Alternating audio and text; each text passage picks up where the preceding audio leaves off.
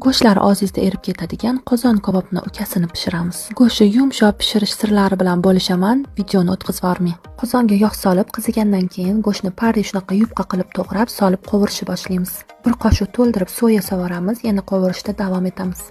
Tuz o'zingizlar yaxshi ko'rgan pripravalardan solamiz. Ko'p qovurmaymiz, go'shtimiz qotib ketadi. Ko'pgina qilib piyoz solamiz. Buni ham qovurmaymiz, bitta aylantirib, ustidan zira sepib, qopqog'ini yopib, dimlab qo'yamiz. Piyozni ko'p solganimiz uchun suv solishimiz shart emas. Ozgina turgandan keyin shunaqa piyozni suvlari chiqadi. 1,5 soatga dimlab qo'yamiz. 1,5 soatdan keyin ochib qarasangiz, suvlarini terib, shunaqa shirali bo'lib pishgan bo'ladi. Endi alohida qozonga ko'pgina qilib yog' solib olib, kartoshkalarimizni parra qilib to'g'rab, shunaqa qiyib-qizil chiroyli qilib qovurib olamiz. Yumshoq bo'lib pishgan go'shtlarimizni ustiga solib, yaxshilab aralashtirib, yana 5 daqiqaga dimlab qo'yamiz. 5 daqiqa o'tgandan keyin ochib qarasak, mazalari bir-biriga o'tib, juda ham shirin bo'lib pishgan bo'ladi.